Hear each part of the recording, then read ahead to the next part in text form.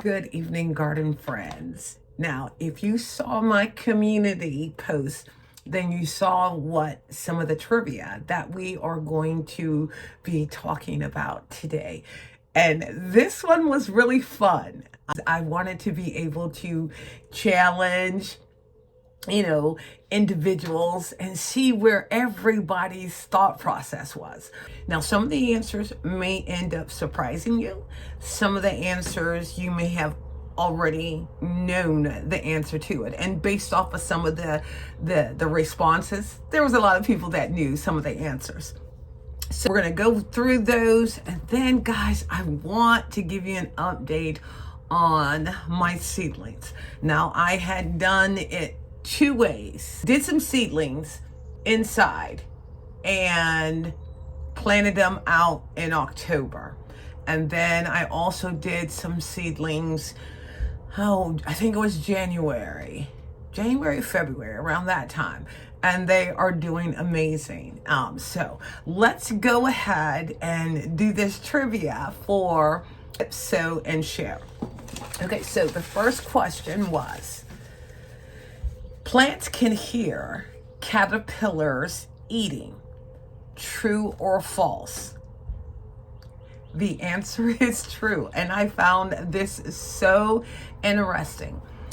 Apparently, plants can sense the vibration of the caterpillars eating them. In response to the caterpillars eating, they release a chemical that ends up signaling to predators like the parasite wasp for backup. And I thought that was like so funny. So while plants don't hear like we do, they absolutely feel and respond to the caterpillars eating the leaves based off of the vibrations. I just thought that was so interesting. Second question was, which garden chore do you secretly enjoy? And I thought this was really interesting too, because a lot of them I feel the same way. Pruning got 10%. Plant shopping got 51%. Who wouldn't want to do plant shopping?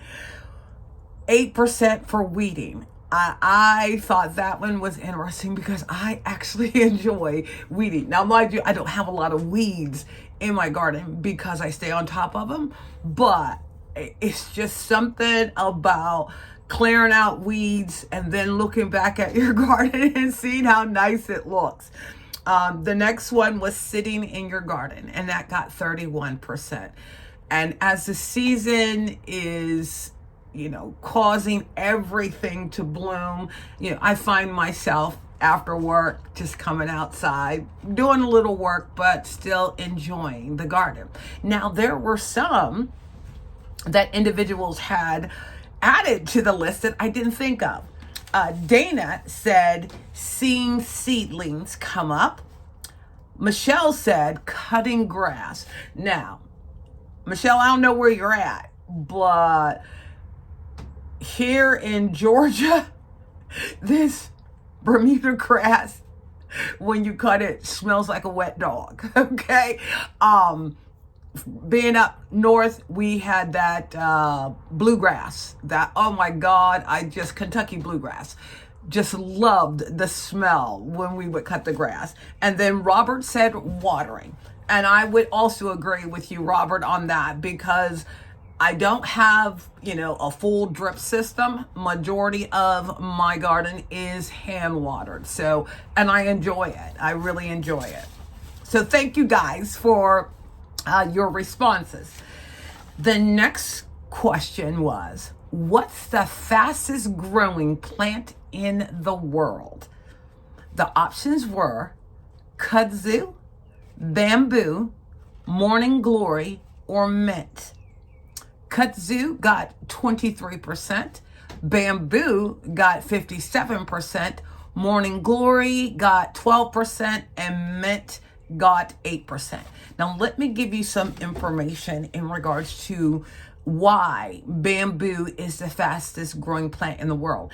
And bamboo holds the record for the fastest measured vertical growth rate in any plant. It can grow, and I found this interesting, 35 to 40 inches in a day. And this happens during, short growth spurts when they got the ideal, warm weather, the water source, and then how they store energy. And that is because bamboo has a massive underground rhizome system. And when I was, looking up questions, it's like, things that I didn't know, and then things that, I wanted to be able to share with those that joined the community.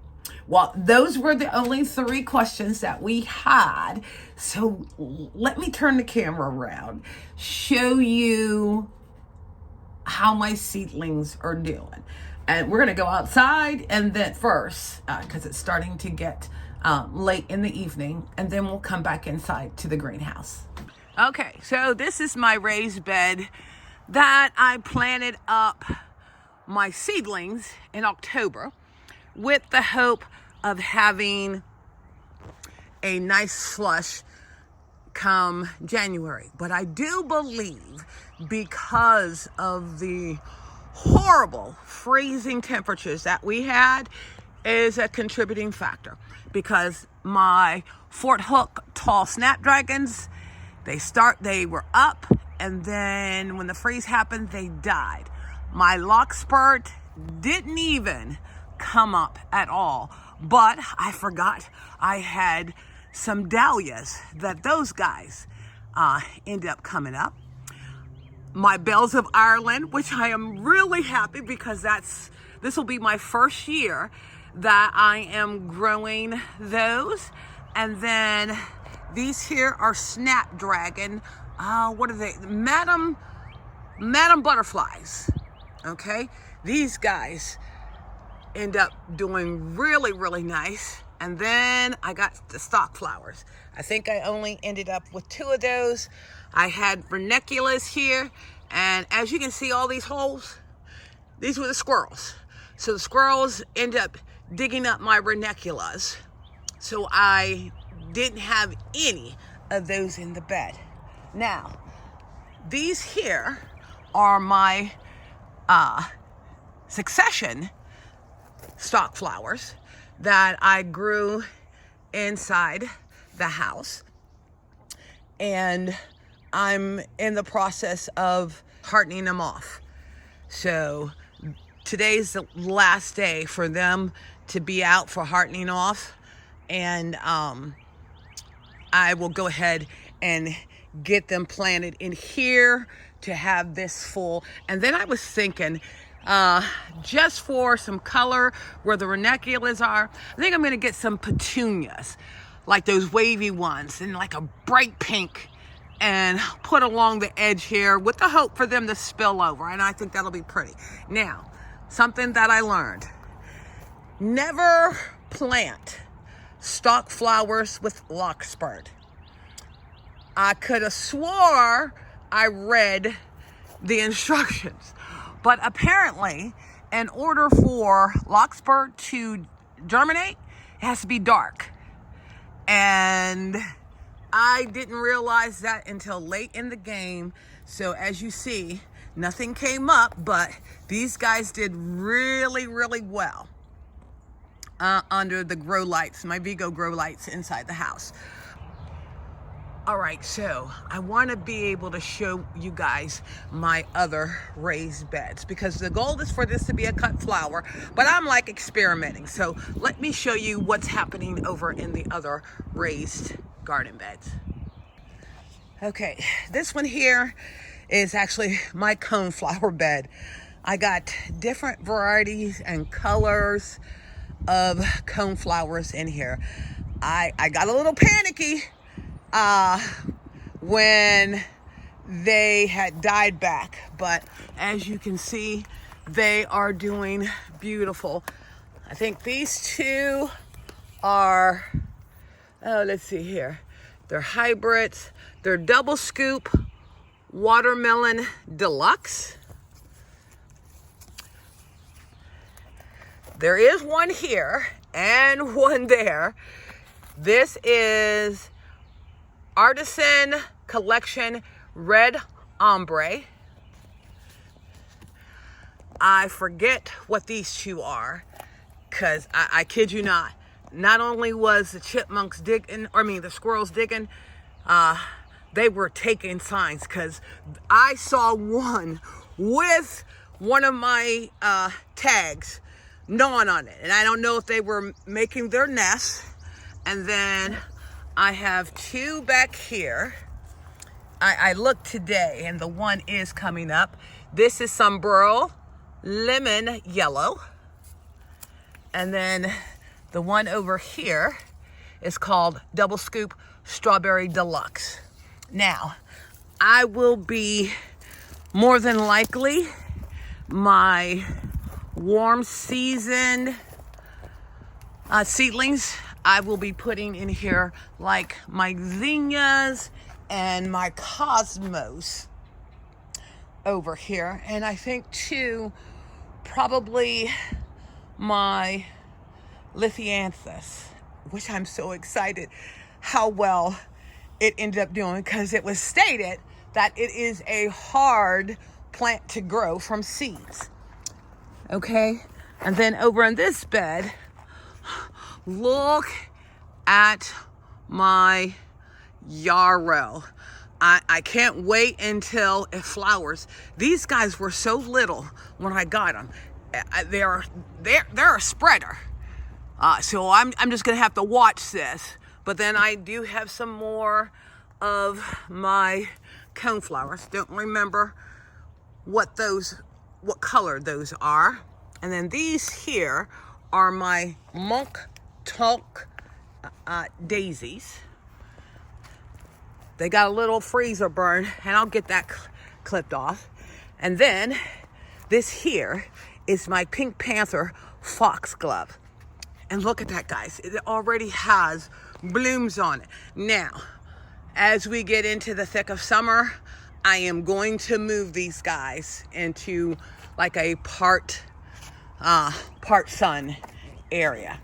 But I just wanted to test out how they would do here in the raised garden bed. All right, so let's go on into the greenhouse. Okay, so these guys here, oops. Oh, okay. These guys here, let me see. This thing with the littlest movement. Okay, let me push these back just a little bit more so they're not right on top of each other. Okay, so these here are my butterfly milkweeds that I planted January 19th. Now, these guys were grown in the greenhouse, but as I had showed before, I had another cup on top of it to create its dome. These here are my sunflowers that I don't know what's going on with them, but these guys are struggling. And this is like the second year that I've had issues with the dwarf sunflower seeds. This here is my lithianthus. Isn't that fantastic? Now, I was sitting up here thinking, okay, these guys are about, 2.5 inches. Should I be hardening them off? And just based off of some research and how finicky they are going to continue to stay in the greenhouse until they get 4 to 6 inches in height. And then I will move them out into the raised garden. This here, another issue that I don't know why. Okay, so let me see. This here is triple bear. Hold on, I can't even read that, but I know this one is the same. Triple berry scabiosis. And then this was Oh, same thing. And all I got were these two. And what I'm going to do is, because they're early, I'm going to transplant those guys into a bigger pot. And then these guys over here, as you can tell, they were in the house. And you see all them nets? That's the reason why I am so glad that Kevin built me this greenhouse, because I don't seem to be having an issue. And these guys are, I can't even read. Oh, these are more stock flowers. But this was half of it was stock flowers. The other half was the larks part. That nothing came about. Okay, so I did end up getting started on some of my warm season seedlings. And for two reasons. I wanted to be able to get them started, and then maybe like the end of April, get these guys into the ground. And then, guys, this here is my gomphrena that I collected the seeds and planted these guys up. This here is Salmon Queen Anne Zinnia. And I'll put the pictures up so you guys can remember what they look like. This one here is Queen Lime Zinnia. All these over here are zinnias. This one here is, oh God, Violet. Yeah. This one here is, God, I can't even read this. Benor. I think that's Benor Zinnia. I need a better marker. And then this here is Ice Queen Zinnia. So these are going to be so pretty in the garden. And then these here are my lavenders that I did cuttings for. And they're doing well. The lid is not making contact. So that's telling me that they're growing. And those are going to be used in the project that we're going to be doing in our moon-shaped archway garden. And then I just planted these guys. I don't know if you guys remember, I couldn't find the seeds. I found them. And these are Dwarf Cutie Cosmos. And I got a couple little ones that have popped up. So I'm really excited in regards to how these guys are doing. And I cannot wait until I get them planted into the garden.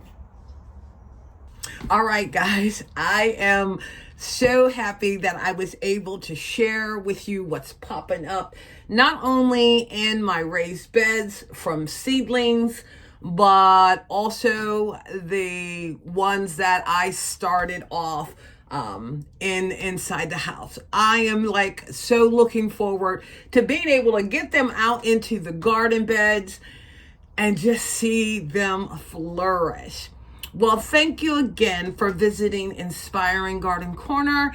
And, for those of you that participated in Sow and Share on my community board, I so appreciate it. If you enjoy my content, please consider liking, sharing, and subscribing. I so appreciate it.